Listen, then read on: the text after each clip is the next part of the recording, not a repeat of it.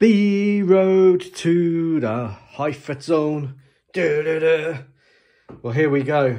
This is Topper Harley, the trainer of the Malagasy Fleet Air Arms F-14A Tomcat. Now, obviously, Topper Harley, the well-known Malagasy ace, was in the service for quite a while. So he then got a D model, which is in the build pile. This is, of course, the F-14A by Hobbyboss. This is a really, really nice kit.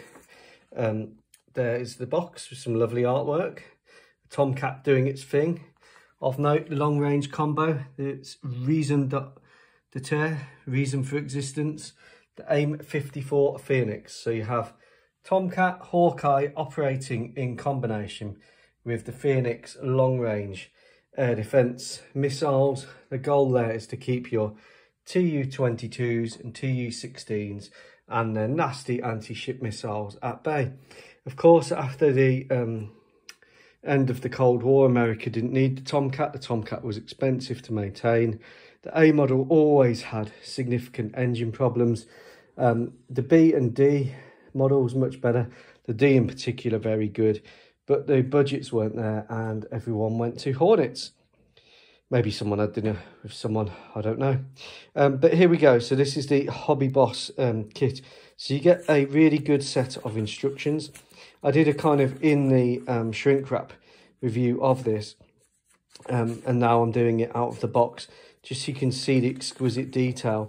It is meant to be an easy build kit, but the detail on it is far from simplified.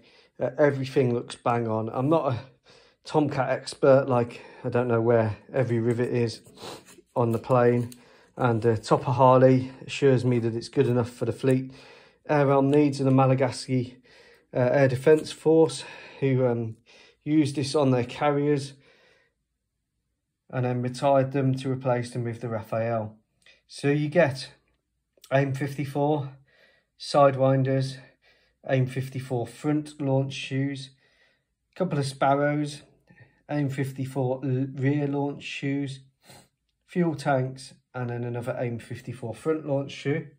You get the wings, obviously made to be movable, and the detail on these is superb.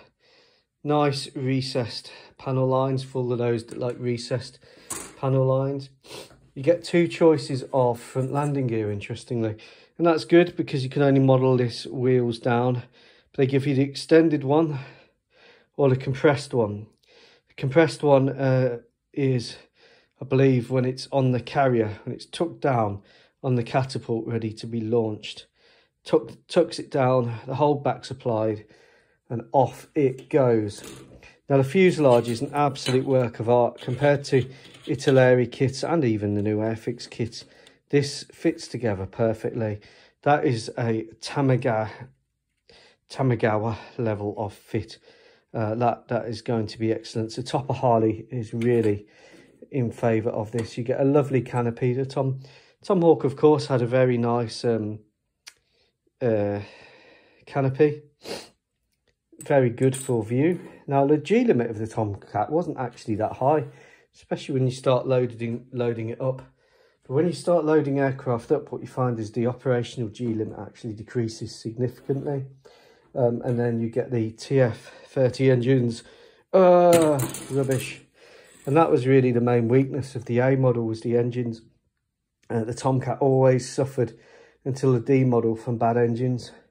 Real shame. You had a lot of pilot fatalities, a lot of losses due to those engines. The Tomcat, of course, for its time was very complicated, variable geometry wings, but the biggest problem was the engines.